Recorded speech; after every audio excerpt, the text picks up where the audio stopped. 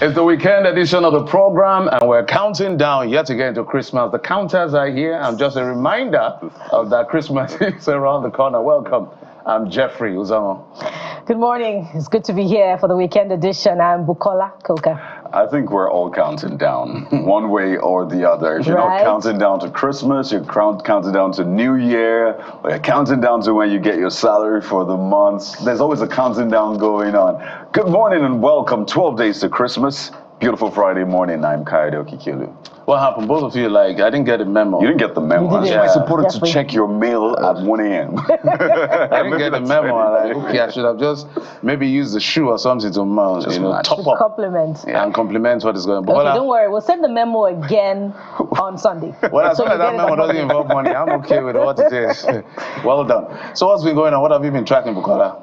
Well, for me, I've been keeping my eyes a bit closely, on the Bola Ahmed Tinubu Technology Innovation Hub, which is quite a welcome development. It has a command and control center for monitoring to check, irregular migration, check persons of interest. And it also has an ECOWAS card production center. I like that part. Yeah, that's quite impressive. The Minister of Interior was speaking just yesterday about the e-gate, and Nigerians are being, commending that new and very welcome development. So for Nigerians coming into the country who are Nigerians, of Nigerian nationality, they just have to go through the e-gate.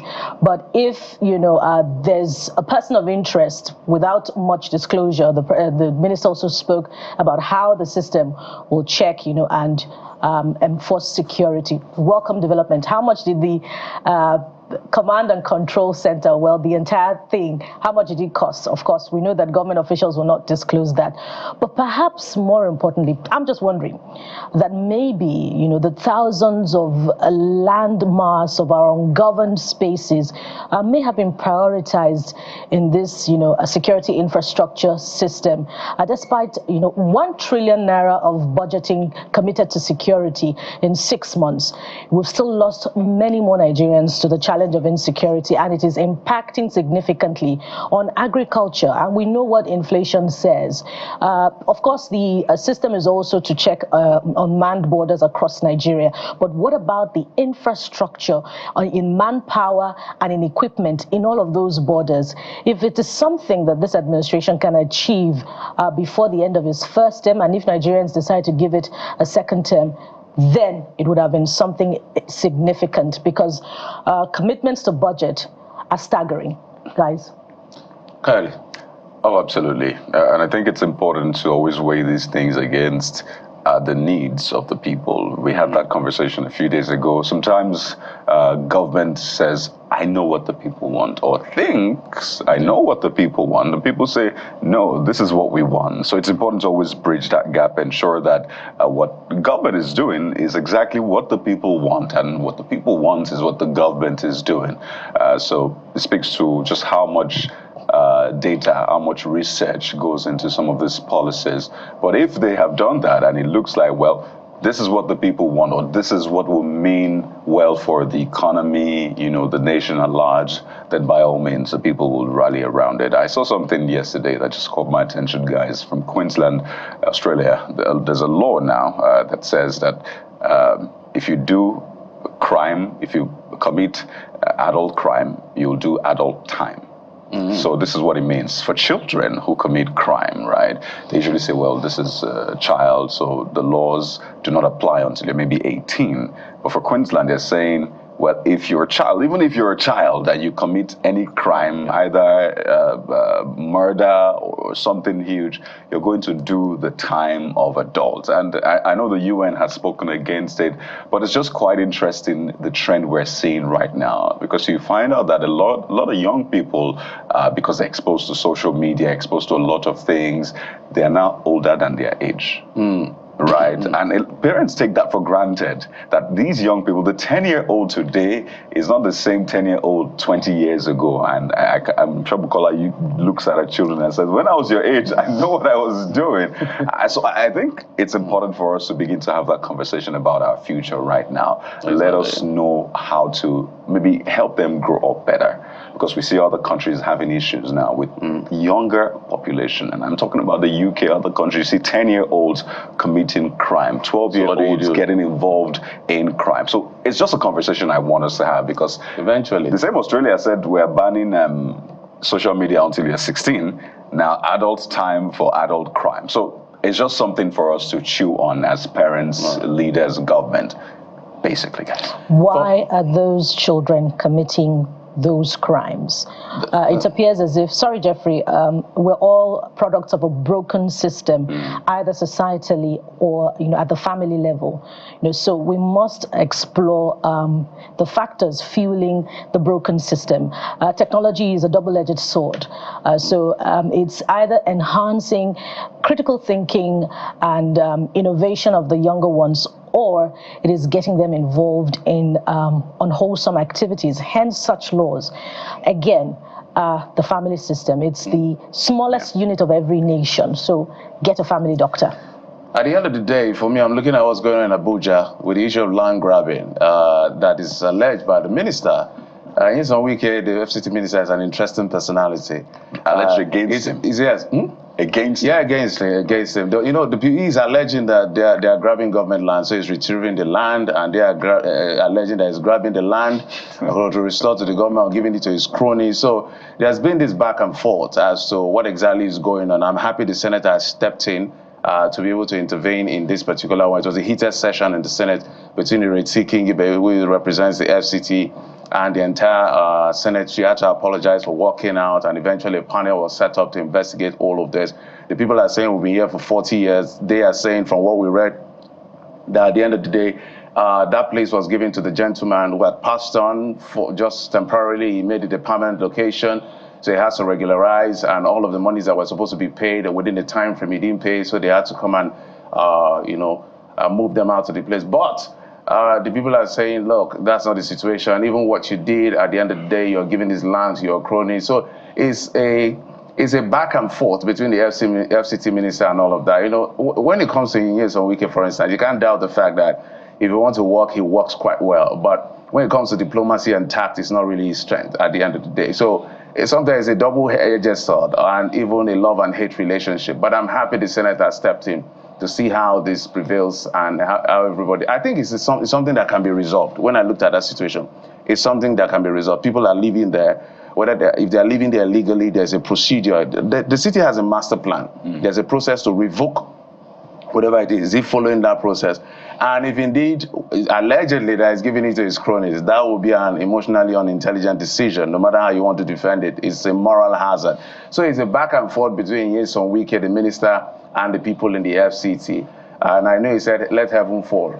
You're a public figure. Such term, you cannot use it when you're serving the public. Jeffrey and Kayode, do you recall that a little bird told us just a few months ago that even some government infrastructure, the villa, even the National Assembly, they sit on, against the town planning regulations in the federal capital That's territory. another conversation for another day. FCT minister, what's going to happen to those key government infrastructure? Let us know as well. So if you go after the have-nots, what happens to the haves?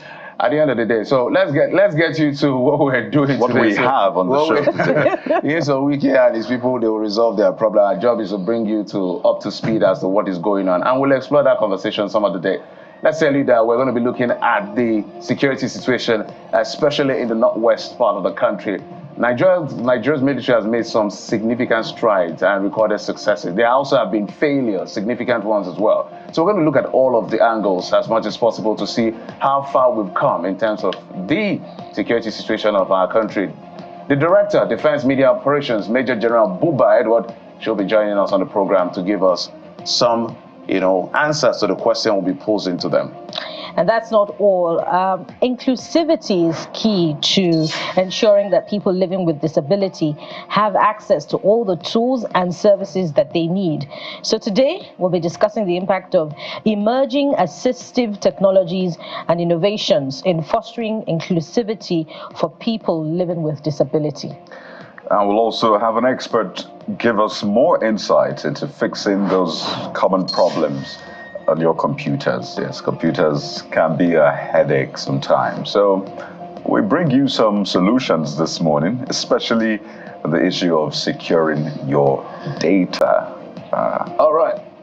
We also bring you the issue of building relationship. Bukola would like this one. Okay, so, healthy relationship, interpersonal skill, tact, diplomacy, all of the elements between, aggression, how to manage it. Bukola, am I correct? Okay. Conflict resolution. All right, we'll bring you how to manage and build healthy relationship. That's actually the core of this particular conversation. But that's enough. We also get to sit down eventually with Fatih Abubakar, who's a documentary photographer and a photojournalist from Borno State, and he has a unique perspective on Nigerian life. So Fatih, which when we find out, will be our guest on the show this morning. But be a part of the show.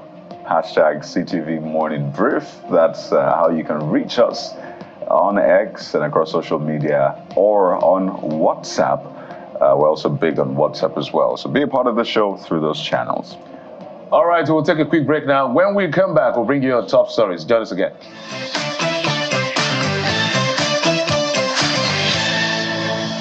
On top on the brief this morning, the president will present the 2025 budget to the joint session of the National Assembly next week, Tuesday, December the 17th. The Senate President, Godswill Akpabio, speaking during plenary session on Thursday, announced that the budget presentation will take place at the House of Representatives chamber.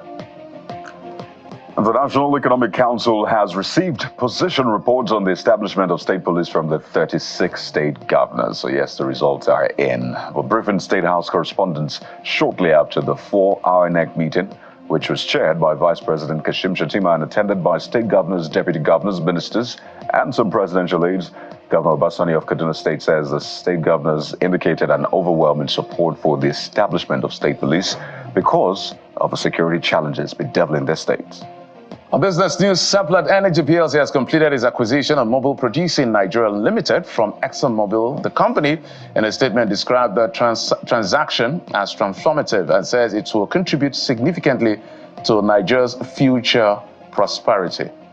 And Pope Francis has received Palestinian President Mahmoud Abbas, with whom he discussed the humanitarian situation in Gaza. According to a statement by the Vatican, the two leaders during a private half-hour meeting had discussions focused on the church's assistance in what the Vatican describes as a very serious humanitarian situation in Gaza, while hoping for a ceasefire, release of all hostages, and achieving the two-state solution only through dialogue and diplomacy. Let's head out to the world of sports from there. That second half substitute Rasmus scored twice as Manchester United fought back to earn a 2-1 win at the Victoria in the Europa League on Thursday. Meanwhile, Chelsea made it 5 wins in 5 Europa Conference League outings on a 3-1 victory against Astana in Almaty. Chelsea sit on top of the standing with 15 points. And to the big screens, it's a stern warning coming from Nollywood actress Funke Akindele to pirates ahead of the release of her upcoming movie, Everybody Loves Jennifer, which will be, of course, out today, December the 13th.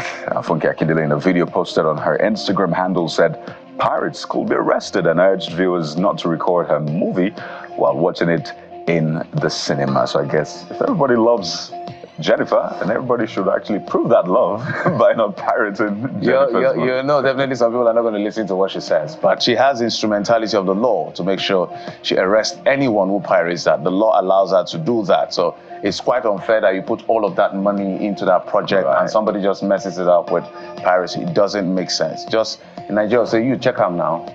Does it make sense? If you want a movie so badly, create your own movie, right? It doesn't make sense. So shout out to her. We wish her the very best as far as this outing is concerned. Okay, let's bring you up to speed with what you've been talking about on X. And the first will be that statement by Nyesom Wike, the FCT minister. Yeah. Always an interesting personality, Nyesom Wike says. It will continue the demolition even if heaven falls. Well, some people are not comfortable with that statement. Let's hear what you are saying. More deal, it says, Aerofy demolished illegal property for the good of the FCT. It did well. Heaven did not fall. Wike will demolish illegal property for development of the FCT. It's already doing well. Let heaven fall. Okay. just to be clear, I'm not sure anyone has ever fallen. So I don't know why we're going back and forth with this one. But the next user, Nana Damien, says, we live in a country where the politicians feel that they're too powerful and above the law. So this is as a result of the citizens who occupy the biggest office of the land but prefer to be slaves to their oppressors. I'm not sure where this is coming from or the context, but that's the view of this user. But at the end of the day, I'm happy the Senate is investigating to ensure that the right thing is done, to be sure that the FCT minister is not overreaching and is doing his job, and also to be sure that people are not grabbing government's property, which the FCT minister has a responsibility to also retrieve. And also the fact that who are they reallocating these lands to? Is it their cronies or the people that deserve it? Now, it will be bad optics, even if the people that deserve it are your friends. It's bad optics. It's bad optics. So this is what the Senate will investigate eventually to find out for us. Okay. Ibukun says, Mr. Project, demolish anything demolishable. Human beings are like lambs. You have, is it? I'm not sure. You have to do what's best even when they cry, I think. As long as the best in the good run. Okay, I think we'll go to the next one. Kayode on this one. Well, so there's this conversation around the review of, PVC as sole means of identification on days of election. So it looks like that's something that may be in the works with BVAS. PVCs may no longer be sole requirement for voting, but it's still in the works, I should say, because there are laws backing this and guidelines. So Felix Azimayo is the first user, because this has been a big deal, right? It looks like people are being disenfranchised from voting because of that. Says this was expected. 2025 is officially the year elections and electioneering begin. I totally agree. Raj Narok says, if there is no electoral reform, INEC should not bother doing any voter sensitization. They should just announce the winner. I understand why a lot of people feel that way about INEC, but you can't just throw your hands in the air and say, this is something you have to engage. And that's what this next user says. Dozie, everyone knows the solution to a free and fair election. Says, but rigging is in our blood. Well, I could tell you that from this side of the divide, Jeffrey. This user says rigging is in our blood. Not in our Does it speak for you? Yeah. No, not for me. So, of course, the political class, they will always be politicians. So properly contextualize it. I speak to the politicians. As they say, politicians will want to rig. It's for the system to check rigging.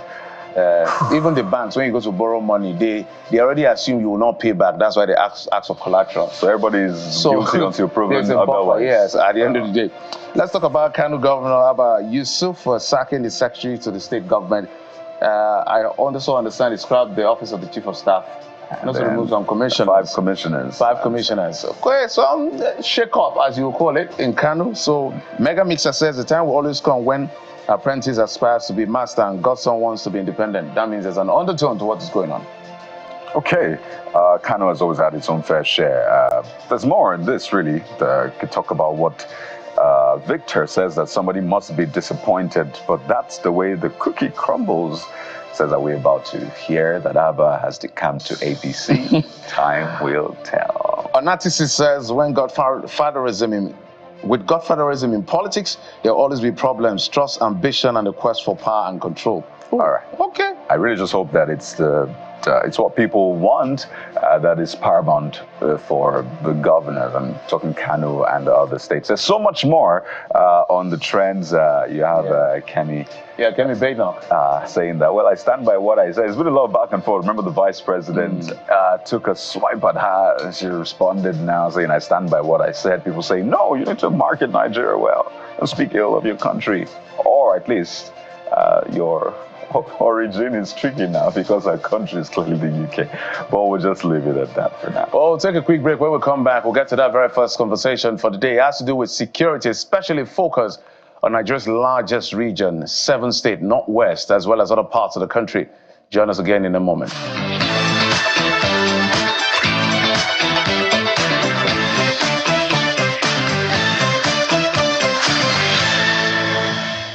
Welcome back. And as we kickstart the first leg of our conversation this morning, we're taking a look at security, particularly in Nigeria's northwest. Of course, the armed forces have made progress, with the fight against banditry and terrorism in the last couple of months with, thousands of arrests. According to reports, they may have arrested about 8,000 plus, neutralized 8,000 plus terrorists in the last 11 months in 2024. So how has that impacted significantly on stability in Nigeria's north? And that could be relative because of also the emerging threat of the Lakrawa group, which is said to be spreading fast in the north. Let's get up close with the situation of things, particularly in Nigeria's northwest. And joining us to give us an aerial view, so to speak, is the Director, Defense Media Operations, Major General Edward Buba, who joins us virtually this morning. Good morning, Major General Buba. Good morning to all of you there in the studio, and thank you for having me this morning. Thank you, sir. Thank you for finding time to join us despite your very busy schedule, and we appreciate the work of the armed forces in fighting terrorism and ensuring that significantly Nigerians can sleep with their two eyes closed. So let's start this way. Major Buba, about 8,000 plus terrorists have been neutralized in the past 11 months. That's significant. But at what cost has this come? Because of reports also that members of the armed forces are being shot and killed, and of course that terrorists are, taking over military camps in some parts of Nigeria's northwest. So at what cost has this come? Okay, thank you once again, and that's a very excellent question. Now, what I would like to say is that, you see, terrorists exist for the sake of war. And for the sake of peace, it's our responsibility to continue to kill them, dismantle their networks, and create conditions whereby they can not carry out acts of terror or harm our citizens. Now, this is the focus of our operations, even though we have these operations in several we have several theaters scattered all across the country. But our focus this morning, like you said, is in the Northwest. Now, what I would like to say about the Northwest is to first say that, look, we've been in a perpetual state of counterinsurgency and counterterrorism war in this country for over 10 years, counting from 2009. And within this period, we have grown in several capacities, ranging from our motivations, our recruitment. We have the right recruitment. We have improved in the area of our training, and also in our deployments. Indeed, we have narrowed the gap between commanders with battlefield experience and commanders without such experiences. And we have motivated our troops using reward and sanction, over the years. What does that mean in today's fight? It means that with what we have done in the Northeast, where we have decimated over 90% of the threat, that is the terror groups that existed in the Northeast. With these capacities that we have developed over the years, the terrorists that we now have coming up in the Northwest, where so to call the Lakurawas, they have come at such a time that, look, we have developed such capacities that we will definitely extinct them within the shortest time possible. As I speak to you, the reason that this has happened is because there was indeed a gap at the time of which there was this coup, and that gap allowed them to penetrate into the country because we did not have cooperation with our neighboring country, particularly Niger, and then we have the other ones, the Burkina Fasos and so on. But now we have repaired we have repaired, so to say, that situation. And we are now having joint operations once again with our neighboring country, that is Niger in this particular instance. Now, with the kind of cooperation that we have, we are definitely going to decimate them and take them off the battlefield, just as we have done in the northwest, in the northeast. But all right, General. Again, Major General, thank you so much for your service and for everyone who is serving Nigeria. It's a lot to put your life on the line for the citizens and the sovereignty of the Nigerian state. That is why we're wearing this emblem to show that support and to, show solidarity with the military as far as the sacrifices they are putting out is concerned. But walk us through some of the things that have been raised as concern in terms of funding. When we look at the budget, for instance, the president will be presenting budget on Tuesday, and we know most of the time security and defense takes a chunk of that budget. On one hand, people are saying there's so much spending, we're not seeing as much result. On the other hand, the military is saying this money may not be enough because of the expenses required to secure a complex state and a great nation like Nigeria. So help us bring some kind of an understanding of this, or bring a nexus between these two arguments, establish to us what exactly is the position of the military as far as funding is concerned. Well, when it comes to the issue of funding, we all know the situation the country is faced with today. And we also realize that we cannot get everything that we want, And that brings me to say something that's very cardinal to this counterterrorism and counterinsurgency war that we're faced with. Winning this war depends not only on the military weapons and finances. It largely depends on the people. This is something that we must take home. Yes, the funding is good. Yes, we want more funding, But like I just mentioned, that winning the war depends not just on the military weapons and finances. The people really matters. We are hoping for improved funding. I believe the Chief of Defense Staff, Major General C.G. Musa, has made the case, and I believe that going forward, we'll may get better deals, to enable us improve on the kind of equipment and so on that we require. Technology is so important. We are seeing what's happening in the Russian-Ukrainian war. We've seen what has happened in the Palestinian-Israeli war and so on. So we can see how technology indeed has played a role. And to get some of these things, requires funding. And many of these things that we see, they are not off-the-shelf equipment. There are things that you pay for, and then it takes time to get here, and then you receive the money in naira. You have to convert it to dollar to go get it, and then also you find out that the world is not at a good time right now. There's so many areas where conflict is going. So when you even want to buy certain things, they tell you that, look, you have to wait to another 3 years, another 2.5 years, because there's high demand for those things and so on. So these are the issues, So let me leave it at that. I believe the Chief of the Defense Staff has made the case. And Major General, but that's related to the follow-up I wanted to come with before Jeffrey's question about budgeting, because one wonders how budgeting has impacted significantly on the fight against insurgency and banditry in Nigeria's north. How much of armored personnel carriers do the armed forces have?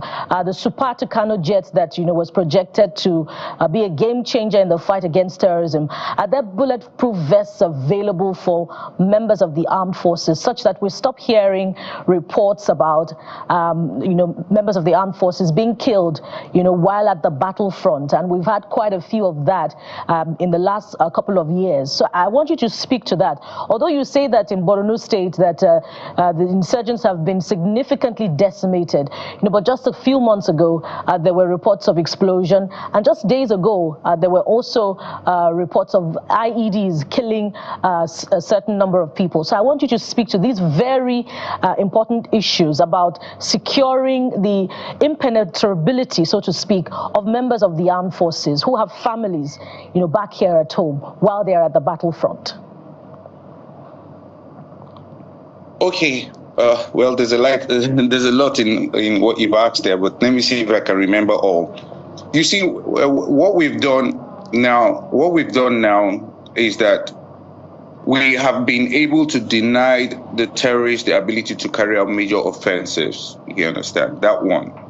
Now, we now have mostly, particularly in reference to the northeast and the northwest at the same time, is that what they are doing is carrying out low-level skirmishes and targeting soft targets because of the cowards that they are.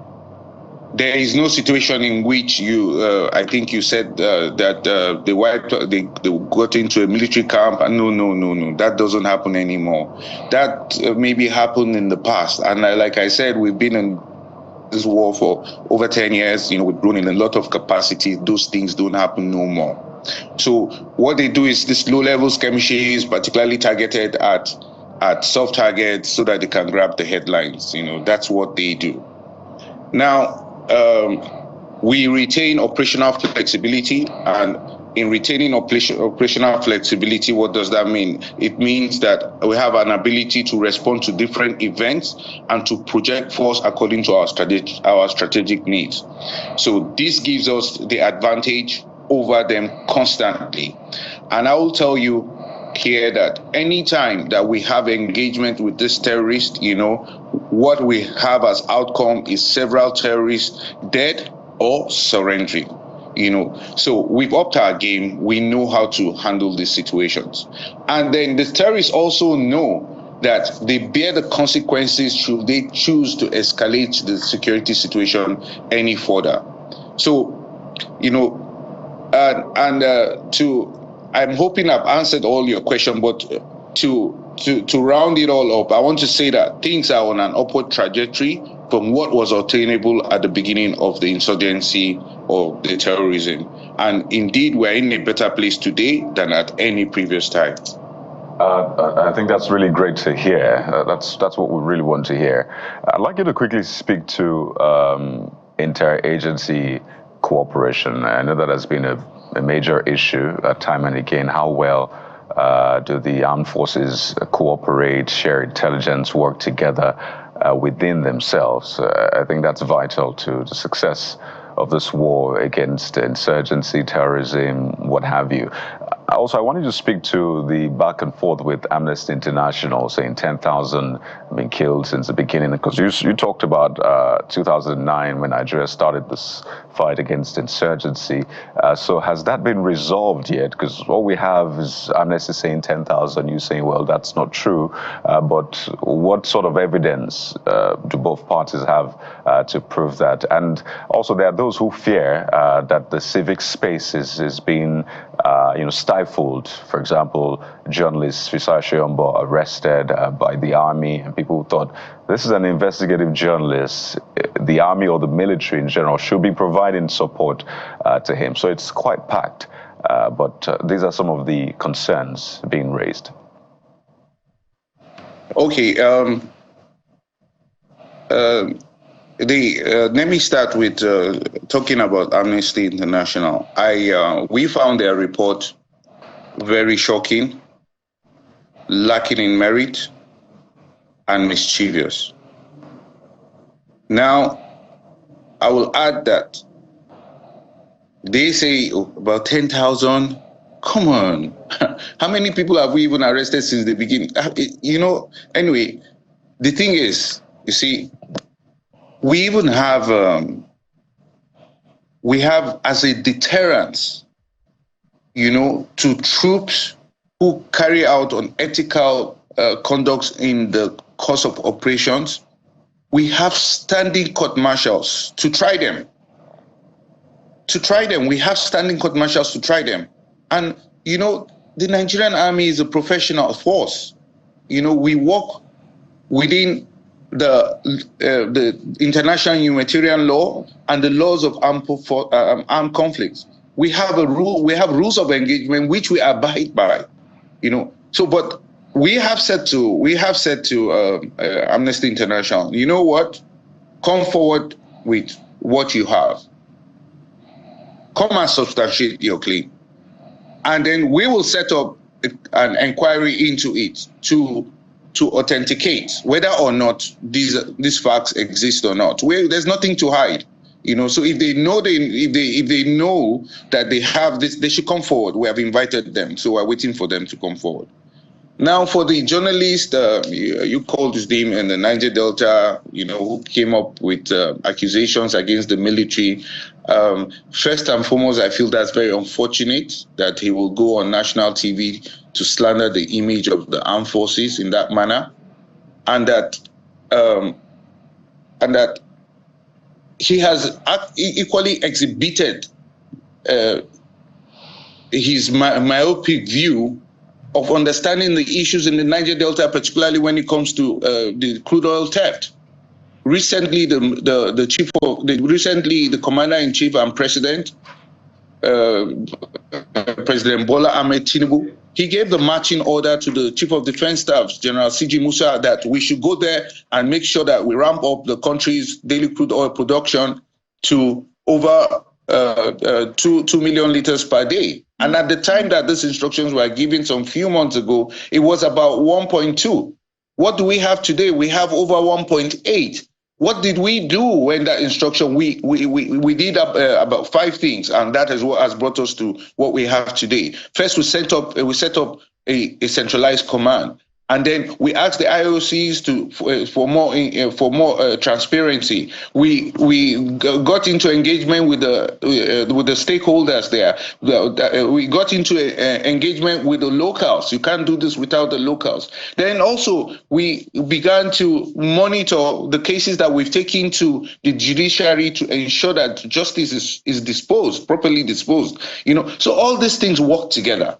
And then for somebody to say, if he wants to go and join SSS, he should go and join SSS. IB is looking for clout or chasing or however they call it, But I think he's very myopic in his views. That's the point I have to say. All right, General, the argument about myopism or clout chasing is debatable. He stated his position. I'm sure everybody has their angle as to what this relationship... And we have taken ours too. It's okay. So everybody has. But at the end of the day, we're all working together. The military is working. The journalists are doing their job. I hope we are working together. No, we are actually working together. I can state it for a fact. Maybe a misunderstanding somewhere will sort this out at the end of the day. But that brings me to the next question, General, which has to do with, is the military, because in your opening statement, you had mentioned that it's not about weaponry, it's not about machinery, it's critically about citizens' involvement and support for the armed forces. Is the armed forces in itself doing enough to win the confidence of citizens to support them, given some of these optics that are not quite good? Fantastic question. We are overdoing it, sir. If you go to many of these communities, where we are operating, we've done boreholes, we've carried out medical outreaches, we've carried out quick impact projects, we've built schools, they're countless. They're countless. They're countless. So we're doing our best. But the question is, what is the gross domestic attitude towards this, our counterinsurgency and counter-terrorism operations in this country? What is our attitude towards it? And this we need to look into. Everybody that just gets an opportunity to say something will just come up and just talk one nonsense. I think we need to work on that. We need to work on that. Well, General, you sound really angry to have used that word. And again, it goes back to what Jeffrey said about working together. I'm not sure that the average Nigerian would see the military and say, I want the military to fail, because at the end of the day, these are the people responsible for you going to bed at night, at least sleeping with your 2 eyes closed. I mean, the average Nigerian out there supports the military. But now that you talk about the communities, Okwama comes to mind. And perhaps, is there now closure to the Okwama incident? Has there been closure now? And is Okwama free? Is Okwama able to breathe as it is right now? And have you gotten justice for the officers and men? When we come to the Okwama incident, I wouldn't say that we have gotten justice. We will get justice when we've arrested all the perpetrators, and then justice is served to them, is administered to them, then I believe we will have some justice. But for now, that we haven't arrested them, I can't say that we have justice yet. But is it true that the leader of Okwama died in custody? Please, I read this thing on the pages of the newspaper. You will kindly allow me to get a confirmation on this and get back to you. All right. Hello?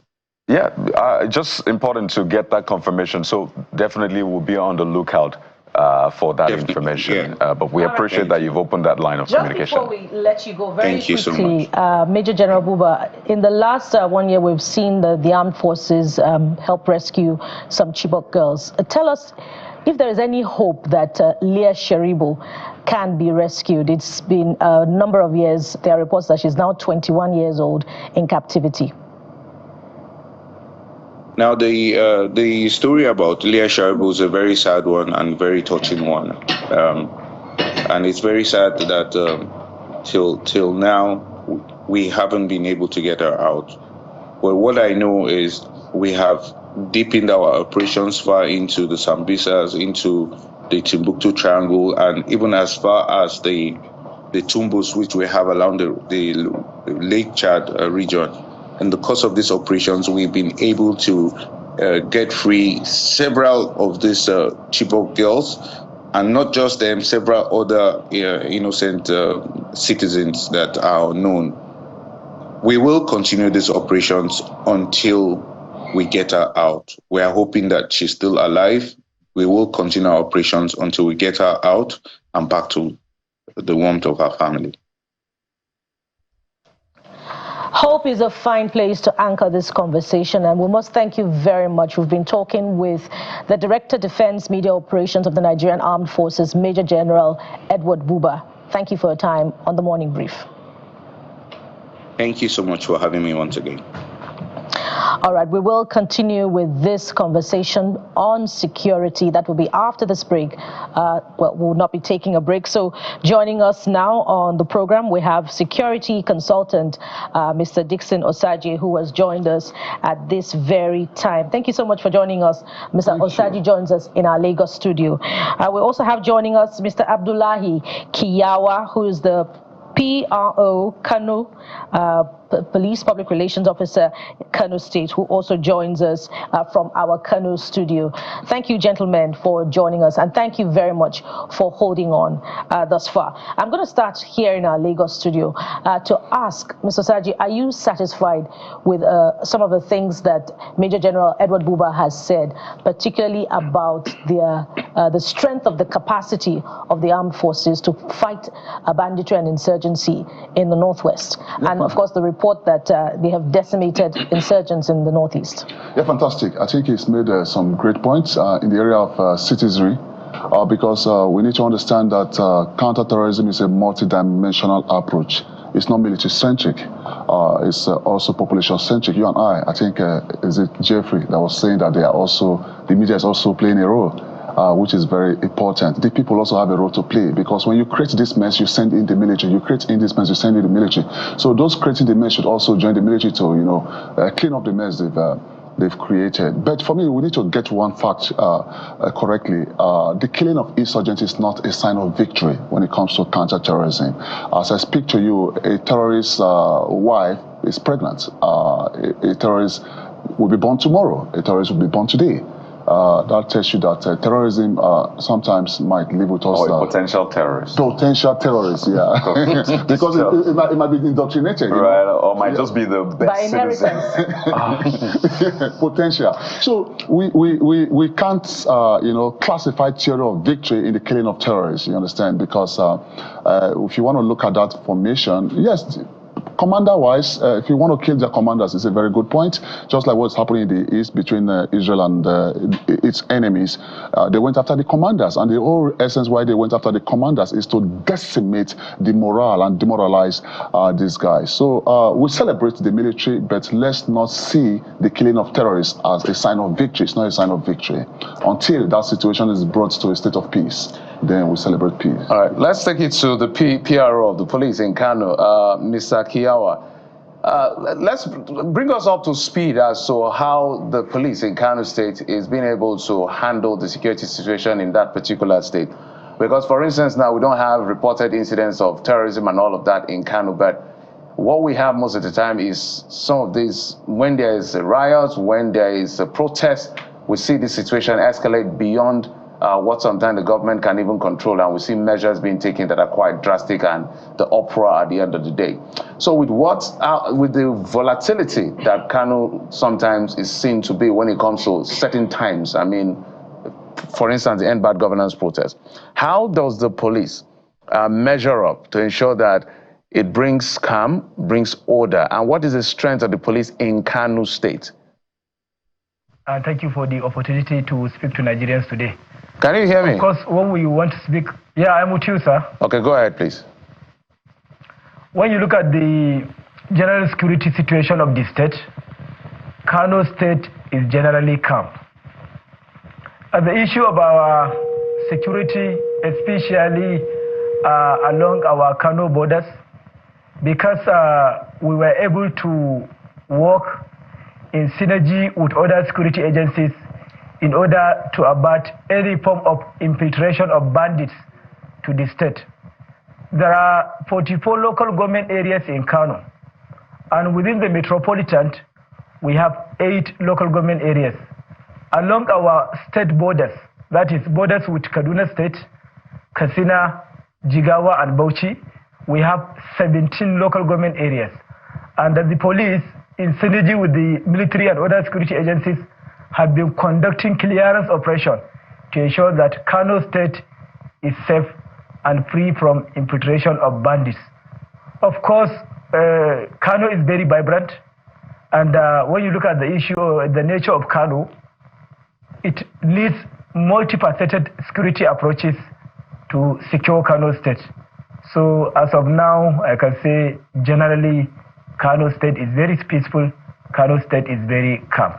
And this one follows the directives of the Inspector General of Police of the Nigeria Police Force, IGP Kayode Adeolu Ebetekum, PHG NPM, to all police commands and formations to ensure community-centered approach in policing, that is community policing, intelligence-led policing, as well as ensuring clearance operation to abate any likely emerging threat.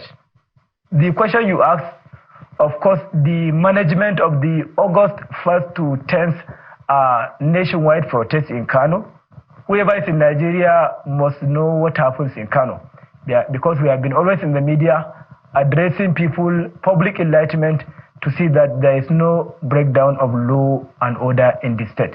But however, as of this time, Kano is very calm, Kano is very peaceful. Well, some will beg to differ, spokesperson, because there's the Fadandaba situation in Kano State, gang violence. Sometimes they write letters to people, a lot of people living in fear. So when you say it's calm, there are those who are still afraid because of Fadandaba. So please speak to that. Thank you. When you look at the issue of Togri, that is popularly called in the local parlance as Daba. This Daba do not operate all over the states. Where we have them is within some local governments in the metropolis. Out of the 44 local government areas of Kano State, we have 8 local government areas within Kano metropolis. And I can say to some large extent, the issue of Daba in the state has been decimated. What we only have just of recently is the resurgence of fights among youth in only 1 local government area among the 8 local government areas within the Kano metropolis. This local government area is Kano Municipal, and it's not the routine, usual Daba that we have been recording before.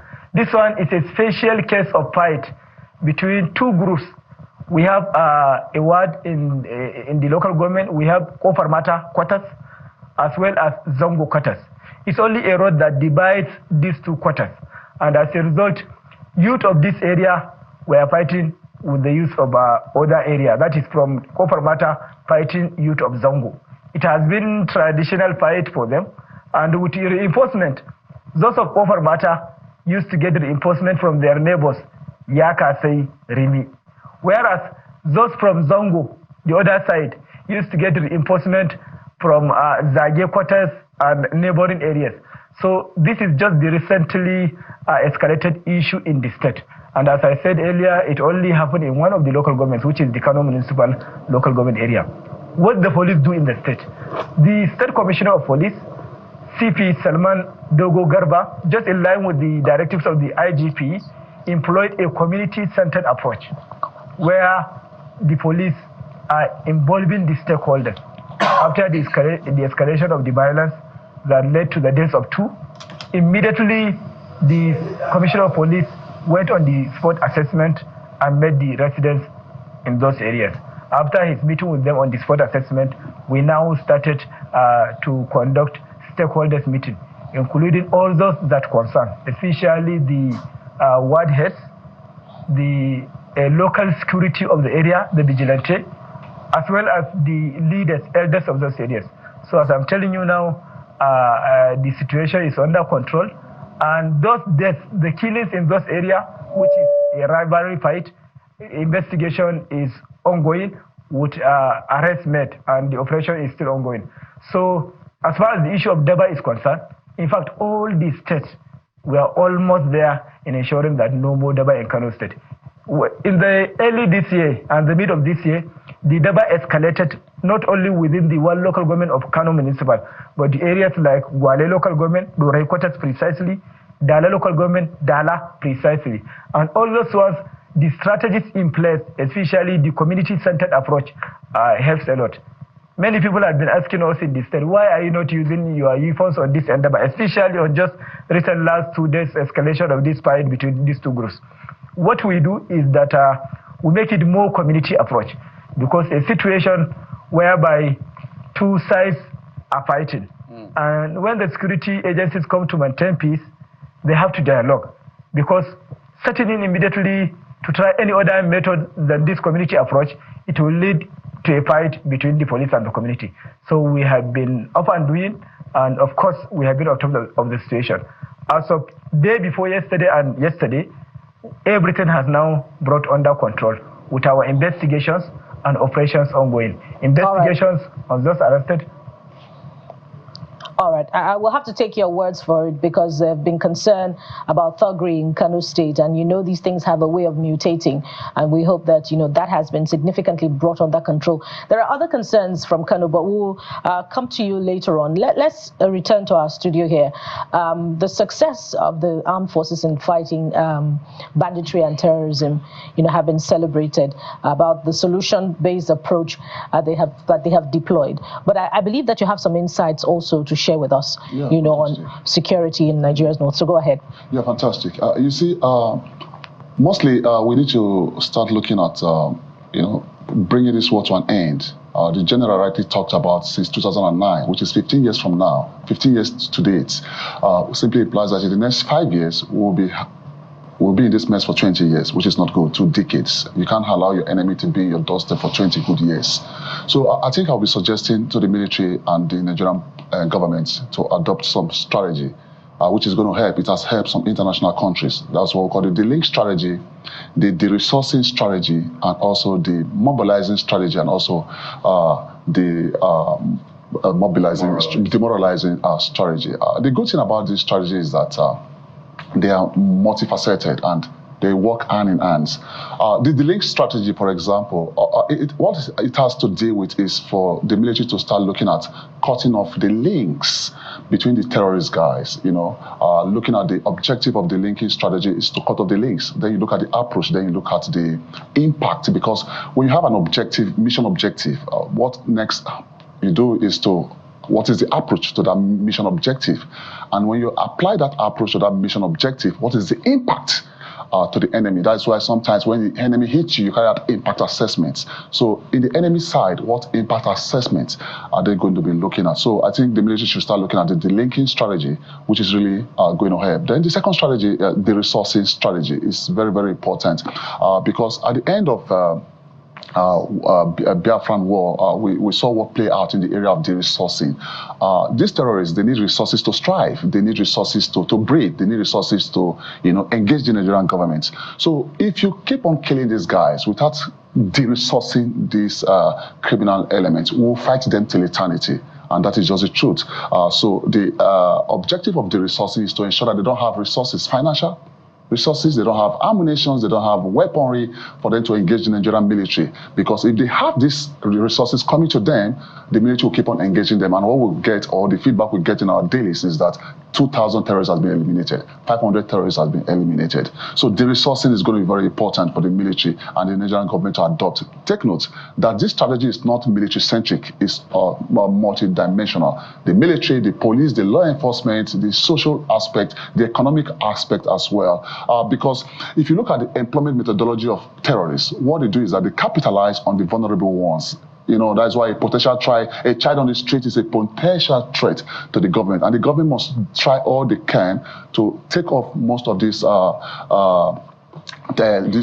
jobless guys on the streets. Pardon me if I'm coming here. How do we address the resource strategy? Because there are reports that there are moles within the army and even the police that supply these weapons to the terrorists. There are moves everywhere. The whole essence of the resources is for you to build in an effective intelligence network, because without intelligence network, you won't be able to de-resource these guys. The military are in the battlefield. We have the NIA, we have the DIA, we have the DSS, which should all come together to, support the Nigerian military, because it's not easy for the military to carry this cross alone, because they never created this mess. So in the area of the resourcing, what the government should be looking at is that they should set up a high-powered intelligence network that will, try to see where they're getting their resources from. We have our national borders.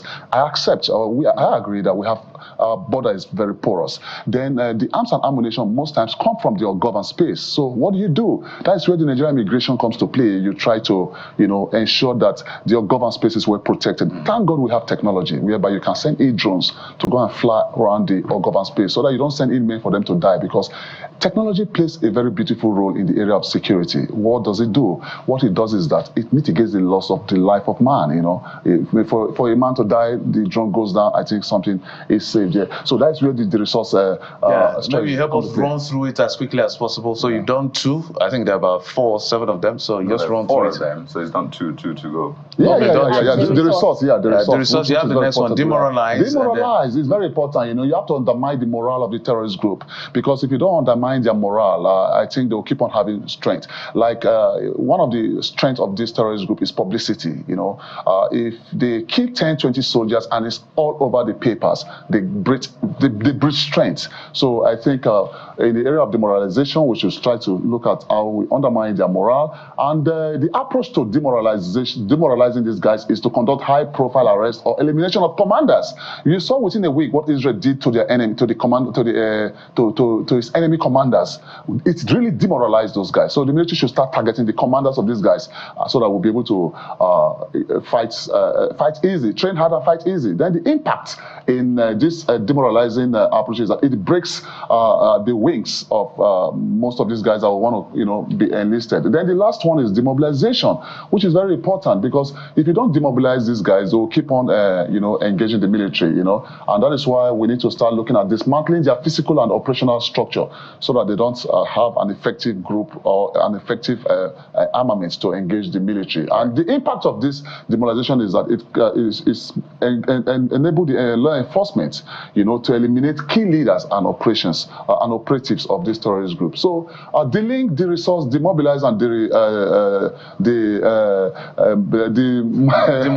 demoralize is a very good strategy for the government to start looking at, so that we don't just have our military in the battlefield fighting every day and not having a plan or a theory of victory. For me, I see this as a victory plan if you want to get rid of these guys and let Nigeria breathe again. A fine place to leave it. Instructive for all all armed forces, members of the armed forces and other security agents. And we must thank you very much, Mr. Dixon Osaje, MD Debris Security Limited and security consultant, who joined us here in our Lagos studio. And we also thank Mr. Abdullahi Kiyawa, the Police Public Relations Officer, Kano State, who joined us from our Kano studio. Thank you so much, gentlemen, for your time. And when we'll return from this break, we'll bring you the next leg of our conversation. Stay with us, we'll be right back.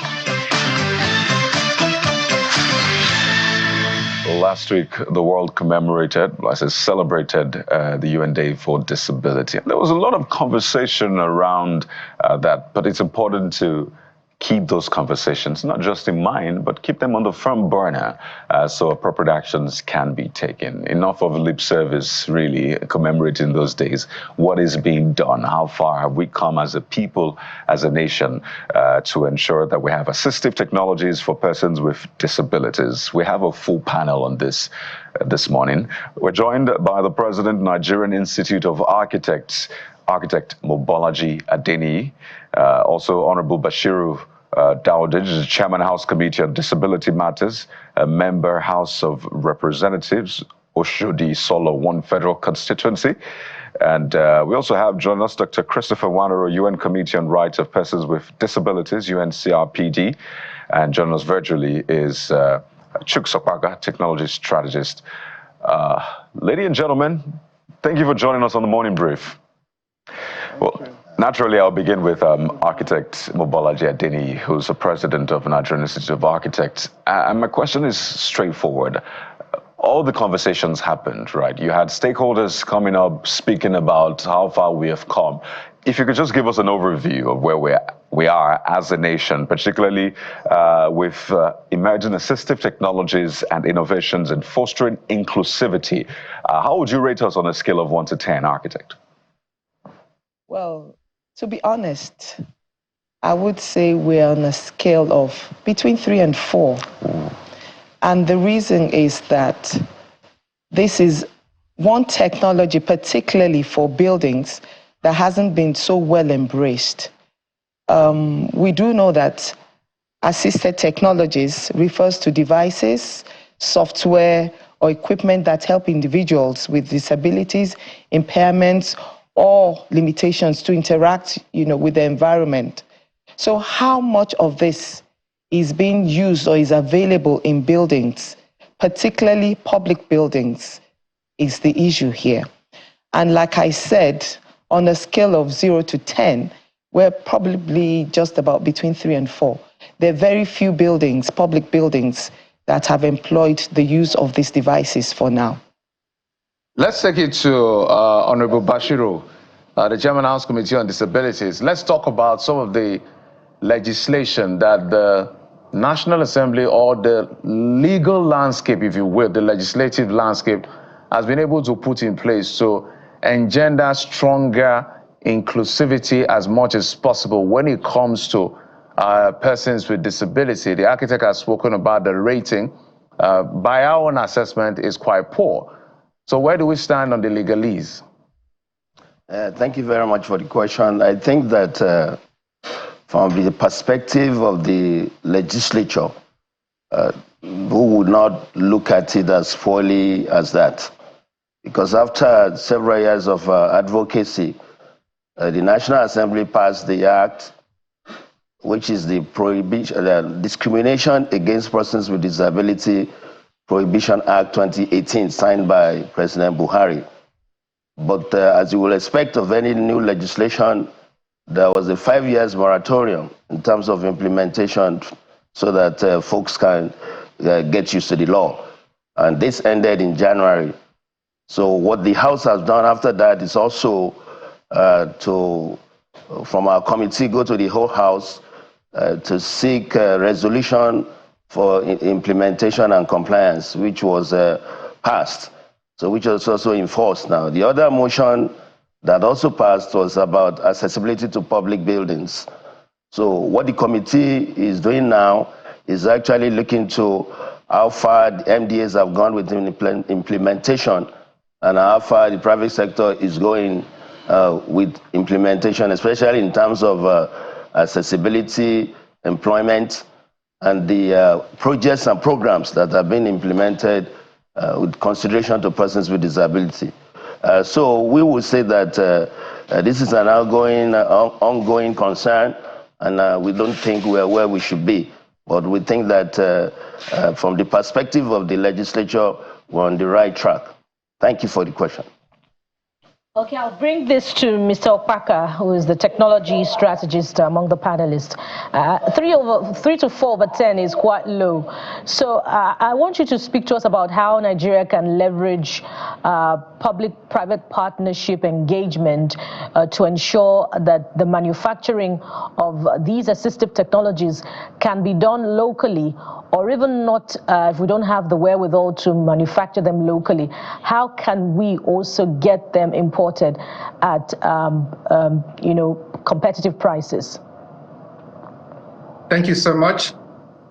Today, the world is a global village, and whatever is manufactured in America or Europe or Asia or any other part of the world is easily accessible to us in Nigeria. And I think also in Nigeria, the youths are very tech savvy, and I have had big interactions with those using software and robotics design to develop all sorts of things. So it suffices to say that, yes, in Nigeria, it's just for us to focus and tell ourselves that we need to develop these things. When you think about the fact that we have maybe close to 1 billion people all over the world, that's almost like a very huge percent. 1 out of 8 or so have one form of disability or the other. From glasses that we use to read, magnifying glasses enable those of us that probably can't see clearly to see clearly, to complex algorithms and solutions. So we have technologies that are available today that help people with disabilities to functionally and effectively integrate as a core part of the society, to enable them participate in education and learning, to enable them participate in economies and be able to move freely, without, being a burden to others. So I don't think it's a matter of how we are going to assess it. I think we have access to it. Rather, it's about those, we being intentional on how we take advantage of it and how we develop the local capabilities that are already in the country and channel them appropriately to solve these challenges that we face, that face us here as a country, as a people. So I think we have the capabilities, and the tools and software are all available. We have also the people. It's just to see maybe from a maybe when we put laws and regulations that can help guide these people. I think probably that's the perspective. I think the leadership of the country, the entire ecosystem that probably can make this possible need to actually begin to channel our energy so that these energies and these skills and these capabilities can be channeled properly to solve this. Sorry, Mr. Parker, let me come in quickly here, and that's why we have this full panel. So we'd like to just take all the responses as quick as we can to ensure that we make some good progress. And I'll come to Dr. Wanuru on this one. We can talk about global best practices, what obtains in other climes, but I want us to focus on what we can borrow from those climes in making progress with this stride. And you have the benefit of perhaps seeing how other countries journeyed up until the point they're at right now. So what is the best route to go about this? You understand the peculiarities of Nigeria with the economy. Some say, well, I need to pay attention to the basics first before I go up to that level, because I see that level as a higher level of sort. So what's the best route to achieving this? And I'll come to Architect Adeni very soon, but over to you, Dr. Wanuru. Thank you very much. Nigeria, based on since the signing of the Arts by the President in 2018, up to now, the establishment of the National Commission for Persons with Disabilities, we observed that there are lots of things that are lacking, but to God be the glory. For the past 5 years of establishment of this commission, we have done our best to meet up with what is happening in the Western world, where they have gone for a long time. But the fact is that we need to see how we can leverage from the opportunities most of us who have traveled far and wide have seen and been practiced elsewhere. These technologies really is really assisting us a lot, because without them, there's nothing we can do. Take, for instance, a blind person. Without this technology, you can't read, you can't do anything. Braille is really assisting us. And equally, just like I've mentioned before now, that we have different assistive technology. Take, for instance, in the public buildings, the escalators is very important. The elevators, we don't have them in some places in Nigeria. But today, we thank God that we have an expert here with us, an architect with us who understands the importance of these things. So assistive technology is something that we need to embrace. We engage from the level of the United Nations, where I am a member of the committee. 2025 have been mapped out as a technology year, where all these things is going to be bring to bear to ensure that it will reach to the global south that is lacking this technology. The global north have gone far ahead of us, but we are trying to bridge that gap to see how much all of us can leverage and live as or have the opportunity other people are having. So in Africa and Nigeria, where I come from, we'll see how best we can help our people have access to them. The manufacturers, we engage them to subsidize the rates, the prices, so that we reach to the level of a common man in Nigeria and other parts of the world. The policymakers, we equally engage them to ensure that they'll be able to do something to bring up legislations whereby possibly it will be provided free of charge for persons with disabilities and for them to have access to that of inclusivity. Thank you very much. Architect, let's bring it back to you. You did that assessment, and I'm sure that there's a way to improve on it at all levels, whether in terms of codification, in terms of legislation. From where you sit and where you sit by literally your point of view and the position you occupy among architects in Nigeria, what needs to be done to escalate this to an appreciable level, maybe scale it up to 10? Or sorry, let's say 7 in the next 2 to 3 years, or even 5 years in the short term? Thank you very much. First of all, there needs to be more awareness of the need to have our buildings to be much more inclusive than we have now. And this is going to be done through use of qualified professionals for our designs and construction of our buildings, particularly public buildings. Why I rated it a bit low is that if you look at what we have today for most of the public buildings, you still discover that many of them are not accessible and they're not using this accessible, tools to be able to make it inclusive for people with disabilities. Therefore, it's important for government, and I want to thank God that we have the legislators working very hard on this. We had an interactive session with them yesterday to ensure that the law is compliant. And we believe that for this law to be compliant, the right people need to be part of the monitoring committee. So the architects are, advocating that architects particularly be drivers of this monitoring system to ensure that buildings are compliant and are inclusive and use all these devices so that people with disabilities can have functional spaces, can be comfortable in using the buildings that we have now. So the architects need to be in the forefront of this. How compliant are these buildings? In the approval stage, are buildings designed to include these devices to ensure that their elevators, their escalators, their workable ramps, the materials that are used for finishes, are inclusive for people living with disabilities? After the approvals, is there monitoring to really show that these approvals that have been given are actually done as specified? This is the role of the architect. So we believe that working with the architects, we can also ensure that compliance for inclusive buildings will ensure that people living with disabilities are able to use buildings more effectively. And of course, as was said, we must look at homegrown solutions. Most of these devices we're talking about, they're not manufactured locally. they're not cheap, they're not so accessible.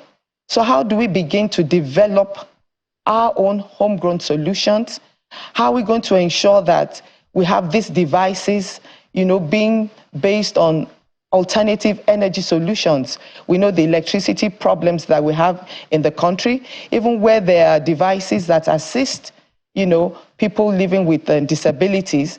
Sometimes you don't have the power to power this equipment. So alternative energy is important here. We also need to do more research to get homegrown solutions so that these devices, when we even have them, when they're used properly, they can be effective in all public areas. All right, Thank you. Let's take it to the other panelists now. I'm starting with you, Honorable Bashir Dawoji. Please walk us through these assistive technologies and how we can get them, to the community of persons with disability. And, we have them in the armed forces, we have them in sports, we have them in offices. So perhaps you can give us a mental picture of what these assistive technologies are and how we can spread them around. Thank you very much for the question. And I will start by looking at it from the perspective of the legislation. I don't believe that miraculously folks will just be that altruistic. We think that there should be some element of pressure from the law to make folks to do the right thing. But thank God that you have the law. It is very clear in the law, apart from the issue of discrimination, that all persons with disabilities shall have access to public buildings. So if there are public buildings in Nigeria right now, why PWDs cannot access your building, you are in violation of the law. So the awareness of that law is really critical. Now, in terms of assistive technology, it's also important to recognize that the law talks about the inclusion of PWDs in all aspects of the Nigerian life. What does that mean? So a kid who is visually impaired should be able to go to school, with the support of assistive devices. And those folks that are hearing impaired. And this is actually in the law. So the onus is on government to be able to make commitment that the persons with disability will be included in the Nigerian life. For example, the budget of the Commission for Persons with Disability is one of the lowest in the Nigerian environment, whereas there are 35.5 million Nigerians who are persons with disability, and they are not really being catered for in the budget year in, year out. So these are the areas that we have to look ourselves in the mirror and don't look at it like we're doing something for them. We have to look at it like we are doing it for ourselves. But we have been very proactive in the committee, as seen by the interactive session we had yesterday. Now, for devices, when you are talking about wheelchair, that is actually available in Nigeria. But because just as in other aspects of the Nigerian life, there's no focus on that in terms of supporting manufacturing of those devices. And in the digital space, there are a lot of folks that are PWDs that can actually be involved in things like AI, and things like internet translation. So it's not that, this is actually available, that can learn the computers, but there is no focus on taking care of these folks. And we really think that this will change, but it's also the function of legislation to encourage people to change. Right, Thank you very much. You said it earlier on that any building that doesn't have assistive technology for accessibility is in violation of the law. So I think that's very instructive to note. But we have to wind down now because of time. Clearly, this is an ongoing conversation. And I'd like Dr. Wanuro, Mr. Opaka, to have just your final thoughts on this, particularly when it comes to violations and the rest. And I'll begin with Mr. Opaka, then I'll come to Dr. Wanuro. I mean, you have 30 seconds just to give your final thoughts on this as we wind down. So, Mr. Opaka, to you first. Hello, can you hear me? Yes, please. Go ahead. So I'm trying also to paint a different, another kind of narrative that's very important here. For instance, there are those, can you hear me? Thank you. Can you hear me? Yes, please. Go ahead. Okay, I was actually talking about not just those who can't, not just for building constructions and properties, For instance, this live program that is going on and all your translations and programs that you air every day, there are those who can't hear actually, but they can see. Okay, so meaning that this analysis we are making, they can't understand what we are talking about. For instance, is it also possible for channels to put the speech-to-text kind of transcription on the screen so that those who can't actually see but can who can hear but can see, we can also carry them along. So inclusion is so important. So when we look at it from an architectural point of view, it's like we're looking at just one-sided, one-side part of it. I think it's more, integrated thing. So look at different kind of disabilities and how we can make laws, put regulations in place to help them become part of the society in all that we can do. All right, let's get Dr. Nwanuru's final comments. Well, it's good to know that we have applications that do that, give you subtitles. Even right now, I know a lot of people watching can have subtitles on their devices, either on YouTube or their mobile phone. So that's also something that's been integrated. That's why we're live on YouTube for our viewers to see that. But Dr. Nwanuru, final thoughts on this, 30 seconds we have to run. Can I understand you better? Your final thoughts on this, to wrap up this conversation, Dr. Nwanuru. My final. Okay. I'm appealing to Nigerians to recognize that 5 million people with disabilities. We have over 35.5 million people with disabilities in Nigeria. And I'm calling on the legislatures, I'm calling on good-spirited Nigerians, I'm calling on all of CSOs to remember that people with disabilities are a very important segment of the society that needed all attention to be given. We need all inclusivity. People should be included in the scheme of things. We are not going to be seeing them as it has been in the past. Many of them have made remarkable impacts towards national development. They have equally assisted a lot towards helping humanity. So my final word is that let there be all inclusivity.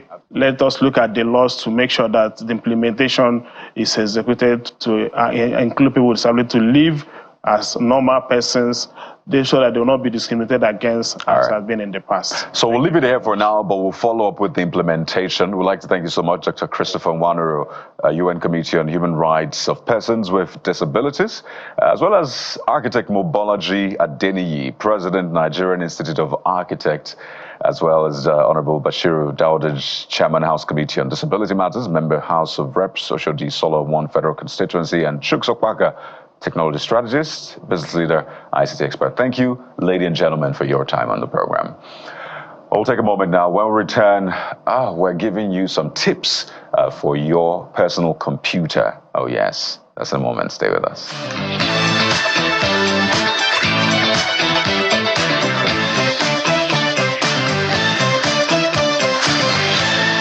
Well, we'll bring you these pop-up sessions just to bring you up to speed as to what you can do, maybe in terms of securing yourself or understanding what technology is all about. Something we call PC Fix. Today we'll be talking about how to secure your data. And joining us in our Lagos studio is the expert himself, Mr. Aki Bitoye, who is a tech advisor. Mr. Bitoye, thank you so much for coming on the program. Thank you for having me. Data is critical, it's fundamental. It's literally life of technology. So walk us through, because people are always curious, and now people are doing all kinds of e-commerce, people are using internet, Wi-Fi's and all of that across the country. How do we secure our data? How much of it can we give out? How much do we need to hold back? Okay, I'll start with the first gateway to securing your data is passwords. We all know passwords. That's something you know. Once you have your username, your email address, you need to enter your password. However, because we do not like stress, human beings, so we just use password 1, 2, 3, 4, 5. Or you use so we can remember it. A, B, C, D, E, F, G. So the same way it's easy for you to remember, it's the same way it's easy for a malicious actor to remember. So if you use your birthday, you use your spouse's name, you use your middle name, your children's names, wedding anniversary, all of those information are publicly available, and that would make you prone to getting hacked. Your information can readily be compromised. You would want to use complex passwords, but because you would find it difficult to remember it. And you should write it down. Writing it down, doesn't it also expose you? Then you would write it in a way only you can decipher. However, it's getting complicated. It's getting complicated. Okay. That's really how it would be difficult for someone else to get access to it. You would not want to use the same password for multiple services. Okay. That is something we all do. Okay. Use the same password. What's your password? You put one password on this service, on another service. So that's once you are compromised, all your accounts. So what's the next one? What's the next one? The next one would be second factor authentication. You know, most times when your password is compromised, the malicious actor would have to encounter another gateway. This is what service providers offer. When you put in your username and your password, then they ask you for a second factor authenticator. It can be either from a hardware token or a software token, or even a software or email that generates, or email, or even SMS. That's text messages, you get that. So what it does is it creates an extra layer of security for your data. Even if your password is compromised, whatever password you use, the 2FA is usually harder to get past. For businesses, you would want to encrypt your data. Data encryption is such that when you see in the movies that somebody plugs in a flash drive to a computer and just cracks the computer, that happens in real life as well. However, data encryption is one extra layer of security. And why we're talking about data security is your photos. Is this under authentication, or that's another level? That's another level. Data encryption. Data encryption. You encrypt your data with a key that only you know or have or saved. Okay. What's the fourth one? The fourth one will be security software. You'll be remiss to just leave your information or your computer bare bone. You need to have antivirus software or internet security software, anti-malware. All of this software do one thing: they keep you safe. They keep your data on your computer, or if you have them in the cloud, they keep them safe as well. You would be, you should take note. Sometimes you see your computer malfunctioning on its own. It's not just malfunctioning on its own. Sometimes you have malware software called keyloggers. Okay. When you type your password, they record keystrokes. And these software get into your computer when you pirate software. When you download pirated software or pirated copies of software, they keep this malware on your computer and they send the information to the malicious. There's apparently a lot to talk about, but I'll give you one more I'll give you a chance to tell us one more, because this is important. Oh, yes, it is. People's money, personal information being hacked and all of that. So this is important. So what's the fifth one? Well, let's just wrap up with this, because data security is quite wide. You would want to put passwords on your phone. You know, most times we just use pattern, you use 7, or you just use box, fingerprints, biometrics. Face ID, biometrics. So, you know, when you're asleep, somebody can put your phone on your face and unlock it. So you should have a password accompanying the biometrics. Absolutely. I must thank you so much. Unfortunately, we don't have that much of a time. Thank you for having me. Is a tech advisor helping us how to secure our data, and I hope we've learned a thing or two as far as data protection is concerned. It's going to be coming a lot to guide us on these things, on different layers of how to be effective in technology. Let's now move over to another session of the program, and Kayode and Bukola are standing by to tell us, gentlemen and lady, how do we build better relationship? That will be up to you in just about a second. Kayode. By the way, I'm implementing all of those data hacks now and ensuring that my data is safe. I'm also coming for consultancy right after the show to look at why my laptop always has power issues, with the cable. But what are we up to next? Change your charger. Let's get a hint of what Jeffrey already gave you a hint of what we're doing next. How do we build healthy relationships?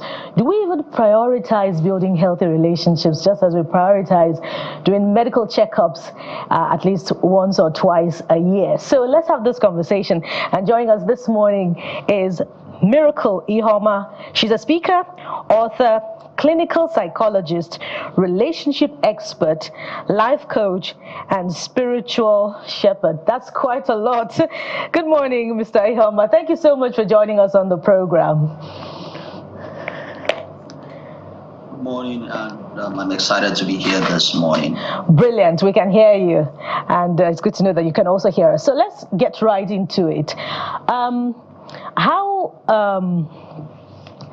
populated is that space, where you practice being a clinical psychologist? How much of interest are people expressing in taking up that kind of profession, as a practitioner?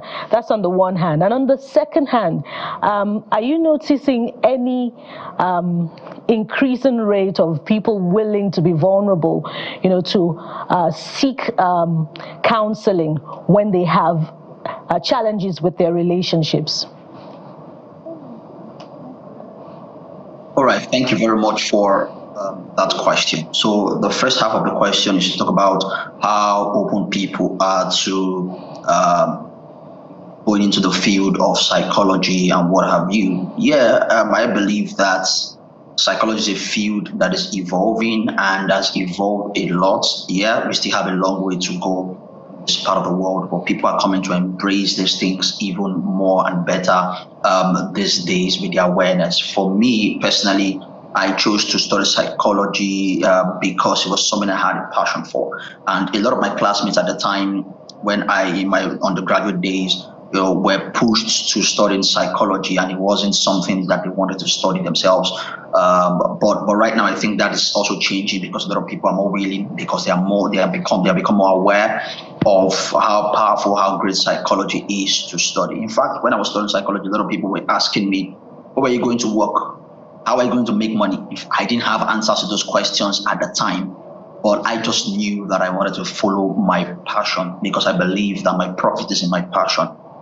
Where the heart of a man is, that is where his treasure is. So that's the only conviction I had at the time, for studying psychology. And then the second part of the question, which is talking about how willing people also are in seeking help with their relationships and what have you.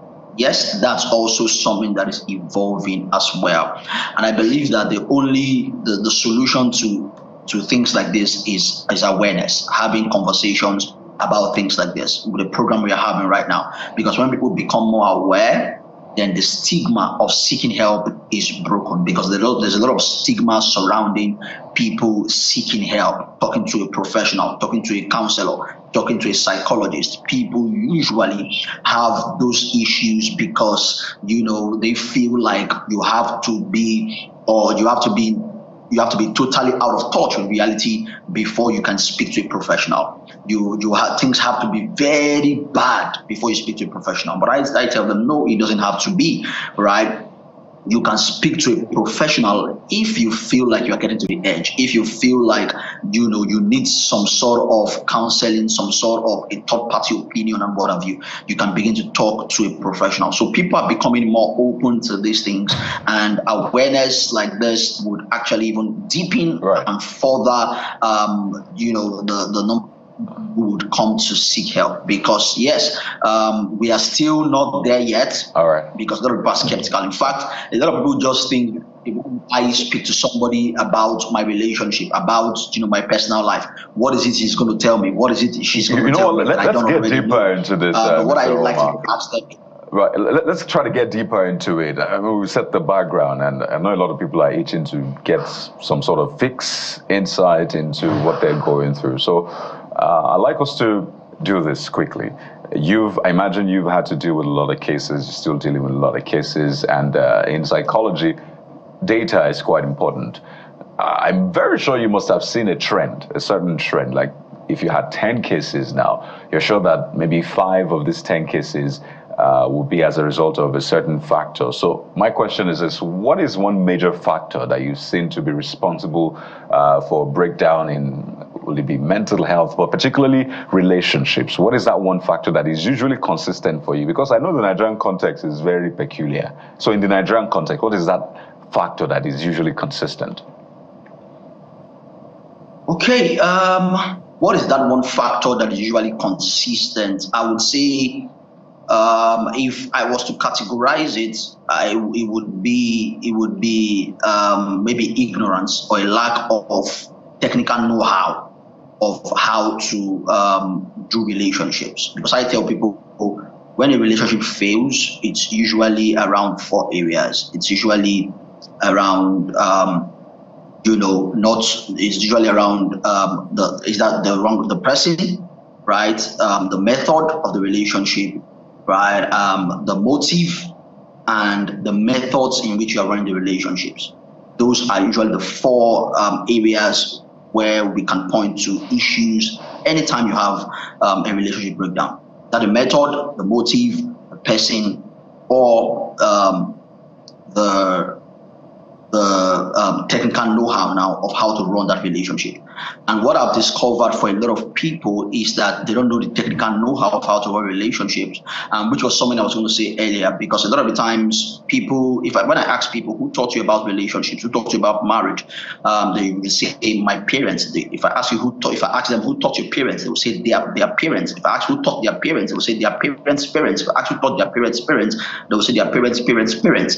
Then if we continue to dig deep, we'll realize that the person whose knowledge you're running your relationship with right now in the 21st century is the knowledge of a Stone Age man who lived somewhere in the 5th century, who did have access to social media, television, books, seminars, trainings, courses, and all of those things, right? Because people have refused to embrace knowledge. They are not open to new ideas, so they are still running their relationship from a cake knowledge, from native intelligence, and not from the scientific point of view. Because I tell people, everything you know, you learned. There is nothing you know today that you did not learn. You learn how to walk, to talk, to brush, to bathe, to eat. Everything you know, you learn. How do you think that you would know how to do relationship if you are not conscious about learning about it? A lot of the times it's built about knowledge deficit that people have about how to really run these relationships. Yes. All right. As we wrap up now, what are your findings about other factors that are responsible for relationship breakdown? And while you're doing that, you could want to speak to the challenge of domestic violence, emotional abuse, verbal abuse, sometimes even spiritual abuse, in that mix. And what is the success rate of resolving some of these conflicts if you have come across them in your counseling practice?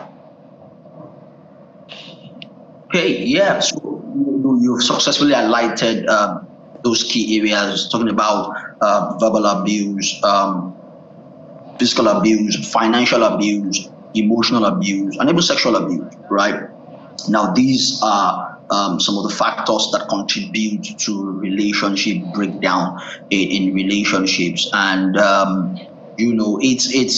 and sometimes there is just a thin line between what is abuse and what is not. And that's why education is very, very important. Yeah.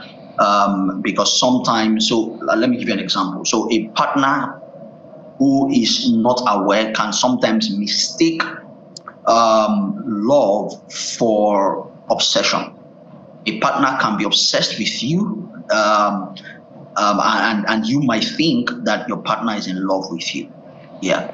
So when a partner, for instance, has an anxious attachment style, where they always want to know what's going on with you, they always want to be around you, they always want to know who you're talking to, they always want to monitor, check your phone, they are very clingy. People on the outside can think that, wow, this guy loves this girl so much, this girl loves this guy this much.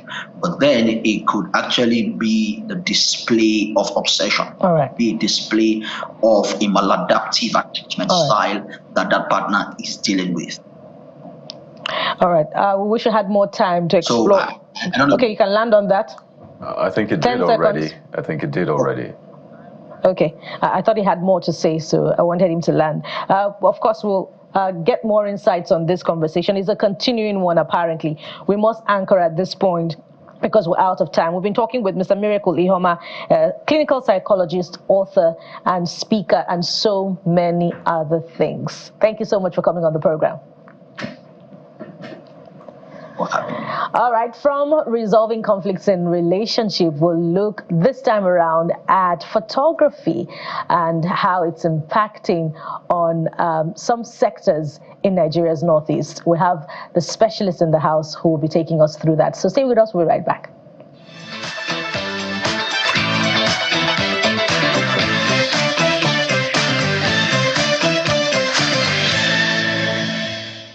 We're heading to our Maiduguri studio in Borno State, where we're being joined by Fatia Abubakar, documentary photographer, photojournalist, public health worker. Thank you so much, Fatia, for joining us on the program. Thank you for having me. It's interesting to see. Whenever we see women doing these things, we're always excited. So maybe you give us an insight into what you do with documentary photography. So my name is Fatia Abubakar. I'm a photojournalist and a documentary photographer based in Maiduguri, Borno State. I started about almost 10 years ago covering the impact of the conflict, and the project is called Bits of Borno, where you see bits and pieces of everyday realities, everyday tragedies and everyday triumphs happening in the state. The work really just the work is inspired by the humans of New York, where the photographer walks around asking everyday people their life stories. So I always felt like mainstream media generally focus on Africa in a very, very colonial lens, where you just look at conflict one-sided, but we don't really look at the resilience. So my work focused really on life amidst the conflict. I look at the psychological impact, I look at the impact on the infrastructure, impact on the land. So the work has covered a lot of different sectors, and I've been posting about it for almost 10 years on social media. The work has really received a lot of acclaim in terms of how some of the work has gone viral, and the work was profiled by the New York Times, Reuters, BBC, so it's been an incredible experience. It's brilliant just seeing your work. I wish we could just take a moment to absorb this. I'm tempted to say beauty, but some definitely will not see beauty in this, but I know why I say beauty, because it takes someone with attention to detail, someone who is passionate to be able to capture these images. But your history or your trajectory is quite interesting, right? I studied your master's degree in public health and health promotion, and then you returned to Nigeria and said, I want to focus on the health of photography, right? So how did that come about? How did your people respond to that, basically? Because I imagine it must have been a shocker. Yeah, and I actually went to University of Maiduguri. I studied nursing, so I spent a lot of time in medical college. Exactly. And I think that we were sent once for community health nursing in the villages, and we were all as students expected to write a report. So I noticed even at that time that as much as you discuss in a report how a lot of issues are in villages, it's hard for everyone to envision it. So I think that was the trigger in the beginning. I wanted to explore more about community health nursing, and the conflict was ongoing even at the time. And I graduated in 2013. I decided almost immediately that I wanted to pursue my master's in public health. I was really, really interested in local communities. So I moved to the UK and I spent a year and a half there, and one of our lectures was actually what inspired me. We had a class on using media for health, and I instantly became fascinated by how you can use media generally, like infomercials, commercials, documentaries, to talk about issues within local communities.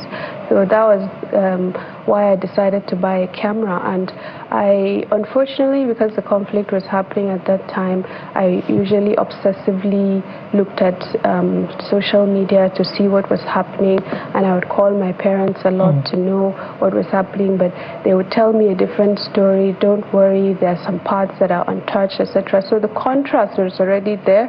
And if you look at mainstream media's portrayal of conflict zones, you see a lot of numbers, 20,000 died, 50,000 died. So I was depressed at that time, honestly, because of the news. So I took up photography at the time when I was struggling with work and my schoolwork, and one of my professors encouraged me to look at the psychological impact of war on students coming from certain regions. So it was during my research that I discovered resilience, and I went through a lot of research, books, etc. And I wanted to capture that kind of resilience in certain places. So I moved back home. I bought a camera. I Googled how to use a DSLR. And when I went back, I wanted to tell those stories in a way that humanizes people. What happens in a conflict zone? How do people cope? How do they wake up every day going through life despite all that is happening? So it's a little short story about how I began. Yeah, and I'm sure that there's so much more contained in that. And, you know, what you're doing is amazing. It's history, you know, captured and suspended in time. And you talk about how, you know, your work has been profiled by the international media. I wonder also if there are public-spirited individuals back home as well who have, you know, developed an interest in what you're doing to curate this and document it as part of the history, you know, of northern Nigeria, of indeed Nigeria as a whole. So I'm delighted to actually talk about an arts foundation that I set up 2 years ago, where we train young people in photography, filmmaking, and even audio documentaries.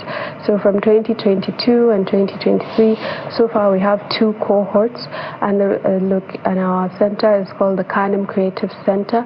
We train young people. We actually just finished our training yesterday. Because of the work that I've done in the past, a lot of interest has developed in the visual arts. Because we're such a visual generation, there's a lot of social media accounts that you can open to discuss what is happening in your local communities. So young people are very interested in becoming photographers, which I'm really happy about. I'm glad that the work has inspired people. I'm glad that it has made parents also realize that the visual arts are very important. We look at news, we look at media, you know, we look at all kinds of documentaries, but generally people don't really have this desire. They feel like it's not lucrative enough, etc. But now they're seeing the impact of it, the importance of it, how it is archival material.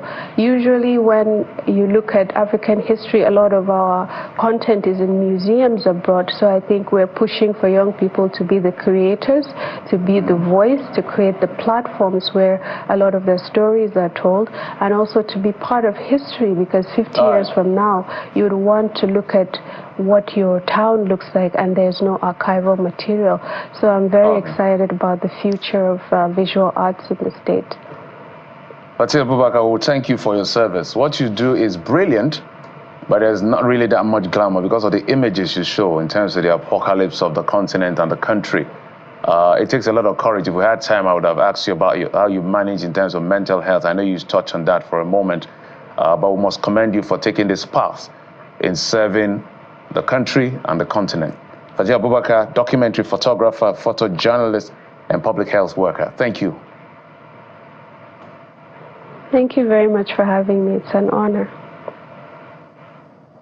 Oh, that's it on the program. Thank you so much for your time and your company. I'm Jeffrey Uzoma. Bye-bye. Well, what a week it's been, and it's only just evolving. We'll be back next week with another round of wonderful editions. Thank you for watching. I am Bukola Koka. Well, what are you doing to make life better for other people? Something to chew on. But don't forget that Sunrise Daily is next, so stay with Channels Television. I'm Kayode Kikili. Goodbye.